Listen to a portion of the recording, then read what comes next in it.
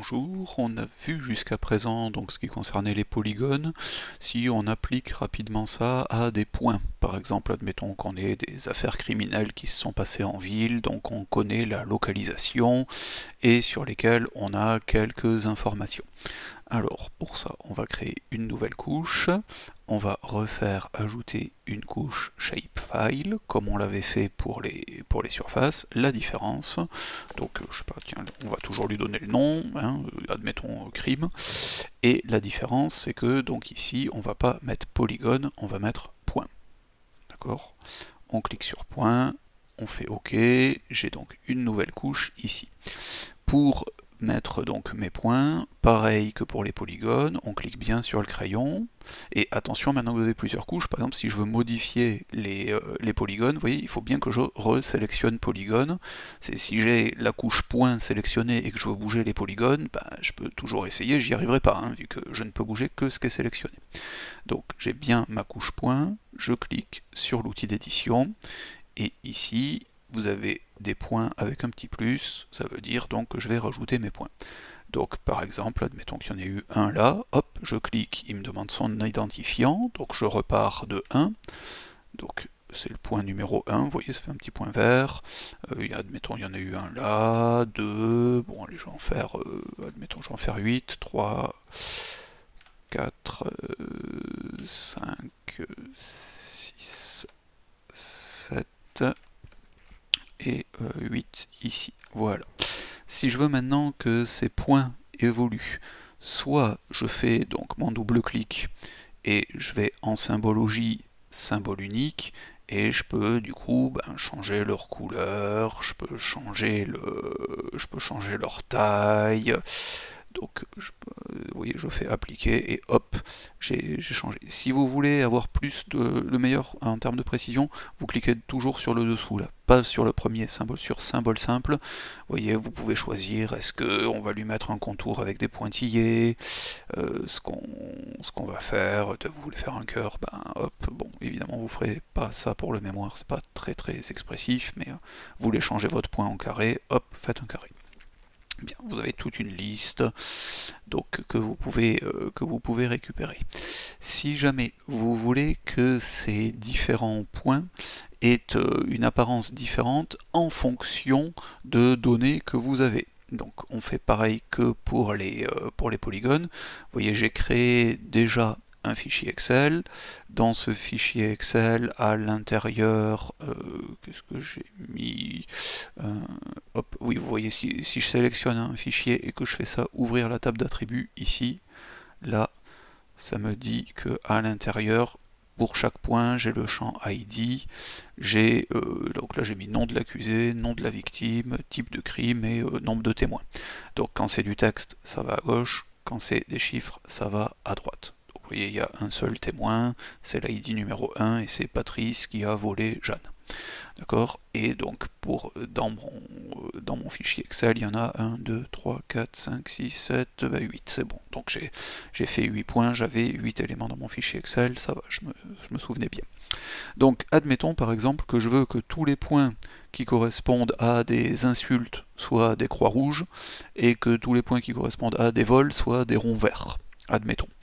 Donc ce que je vais faire, je retourne sur ma couche donc, de points, je l'ouvre, je refais jointure, plus, il me demande avec quoi je veux le joindre, donc avec Capitol point, il va joindre ID et ID, donc ID sur le nom des formes et ID, l'ID dans le fichier Excel, et exactement comme on l'a vu pour les polygones, OK, et appliquer, surtout appliquer. On retourne dans symbologie, et exactement comme on a fait pour les polygones, de symbole unique, on va passer à symbole catégorisé. On pourrait faire symbole gradué, hein, si on voulait des ronds plus petits ou plus grands, par exemple en fonction du nombre de témoins, mais comme on l'a vu pour les polygones. Donc, symbole catégorisé, il me demande catégoriser à partir de quoi. Est-ce que c'est à partir du nom de l'accusé, de la victime, du type de crime ou du nombre de témoins?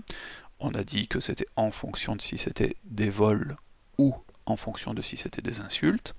Donc on fait OK et on clique sur classer.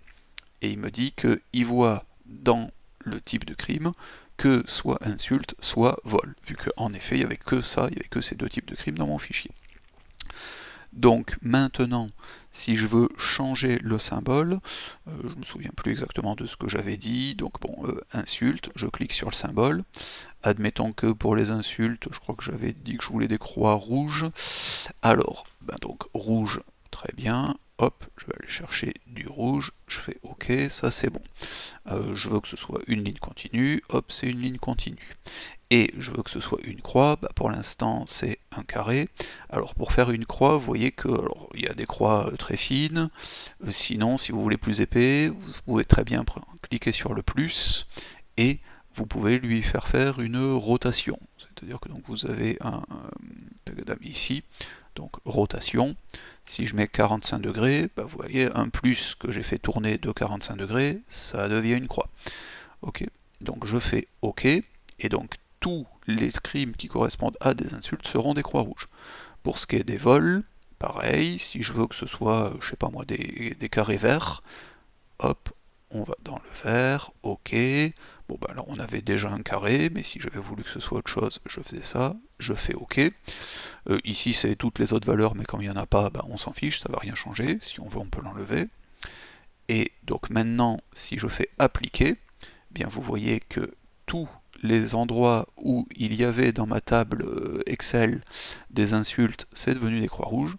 Tous les endroits où il y avait des vols, c'est devenu des carrés verts. Si je me dis, ah non, finalement c'est trop gros, mon carré vert il est trop énorme, hop, taille, je change, on va mettre 5, on fait bien OK et on fait bien appliquer, d'accord? Et vous voyez, hop, ils sont devenus beaucoup plus petits. Si je veux mieux voir ce que ça donnerait sur ma carte, j'enlève les autres couches, comme ça je vois ma carte. Maintenant, on peut aller encore un petit peu plus loin. On peut également s'occuper des noms qu'on va leur donner. Admettons, par exemple, que je voudrais écrire le type de... tiens, l'agresseur, on va dire. Je vais dans étiquette. Au début, il n'y a pas d'étiquette. Je vais lui demander, par exemple, soit de me faire une étiquette simple. Il va me dire, qu'est-ce que vous voulez afficher? Donc moi je vais lui dire que je voudrais afficher... ah non pardon, je suis sur les moulons, ça ne va pas aller loin, donc je reviens sur les crimes. Étiquette, étiquette simple. Qu'est-ce que vous voulez afficher?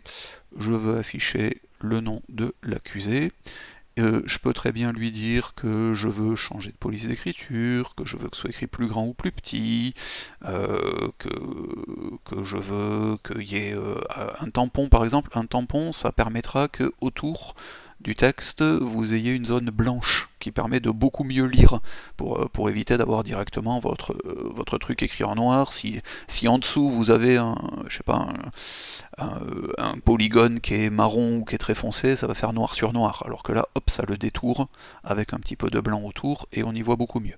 Je peux faire en sorte que le tampon soit plus grand, soit plus petit, vous voyez par exemple 2 mm, 3 mm, je fais comme je veux. Et donc ici, pareil, la couleur du texte, tiens, si je veux que ce soit écrit en rouge, hop, je peux le faire. Si je fais appliquer, vous voyez qu'il va me mettre automatiquement que bien l'agresseur François, Denise, Patrice, Laurent, etc. Je pourrais, même si je voulais, faire une étiquette basée sur des règles, ce qui est plus compliqué. C'est-à-dire que je pourrais par exemple faire en sorte que tous les vols aient un nom en bleu, par exemple. Mais bon, ça c'est un peu plus complexe. Voici.